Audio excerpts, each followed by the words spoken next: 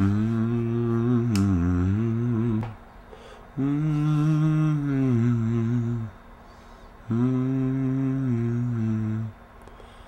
Mm-hmm.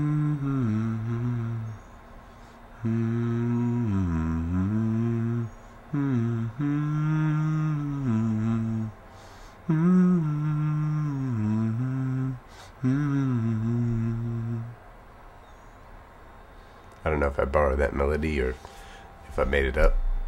If you recognize it, please let me know. I'm sure there's shades of Amazing Grace in there. Good morning. Good morning. Happy Saturday. Happy Sabbath to those who celebrate it. I hope you find the deepest rest today in Him. And if you are not in Him, then I hope you find no rest. Ephesians 5:1-2. Be ye therefore followers of God, as dear children, and walk in love, as Christ also hath loved us, and hath given himself for us an offering and a sacrifice to God, for a sweet-smelling savor. Now, the devotion I was reading today was kind of all about not having a duality of practice and of intention in your Christian life. That the way you profess to be and the way you are, for lack of a better term, or just to colloquialism it up, the way you are on Sabbath Sunday should be no different from how you are the rest of the week, or the way you are in the light should be no different than in the dark, or the way you are out amongst people should be no different than the way you are at home. But it's funny, this verse really makes me think more of moving in love and being children. Maybe that's just where my performer silliness heart goes to, but we are, even in all our machinations and constructs of intelligence and perception, are to still called to follow God as dear children. And I know we look back and think earlier cultures that did such a thing just, we're not as advanced, and we're just quite confused and very afraid of the world. And we, of course, have stepped up the cultural and social evolutionary ladder, and we no longer have a need for a God. And now we examine the brain to figure out why in the world we ever had a need for such a thing. To read the Bible, the Old Testament and the New Testament, actually I guess specifically the Old in this case, has really shown me and led me to understand that we are not so different. We are still children. We are still so filled with fear. Most of our constructs of advancement have come from fear.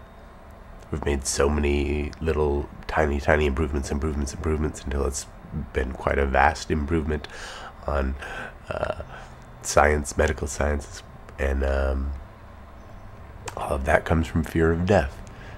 We've made all these fascinating alterations and advances in personal technologies that in some ways are very helpful, but a lot of them are about our fear of being alone.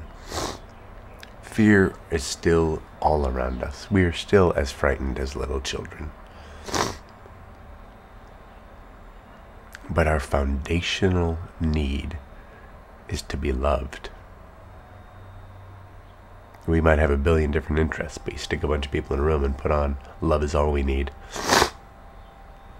Pretty much everyone's going to sing along. Because we do need it. And then even then, we're too afraid, really, to fully expose ourselves a lot of the time. Expose ourselves in all of our faults.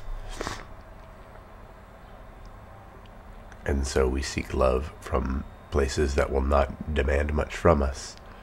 That won't even love us back with the all-consuming intensity that we need. Love is all we need.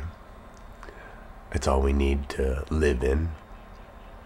It's all we need to receive from God But love can't just be a construct in our brain, can't be another little piece of informational technology. It has to be a life of sacrifice to, like dear children.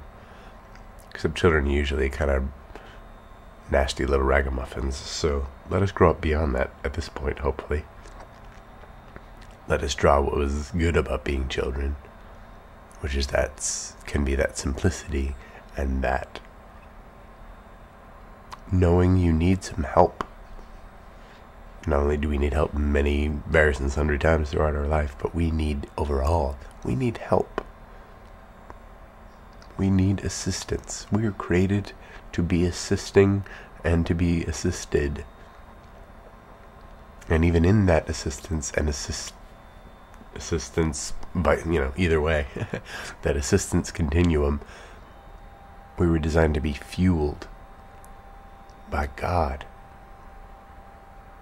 And by God sacrificing of himself and becoming flesh and living a life of sacrifice and leading a life of love, and Christ leading a life of submission as dear children to the will of God. He simply and purely, and in a way that no one was anticipating, because they were hoping for clamor and things to wash away their earthly fears.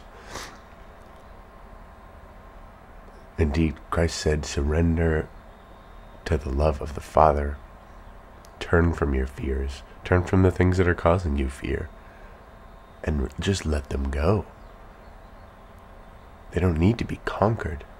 Surrender them to me. I've conquered everything already. Be ye not afraid. Love is all you need. Come to be little children. Move in it. Move in it always, in every arena. I think that's it. Peace be unto you. Amen and Selah.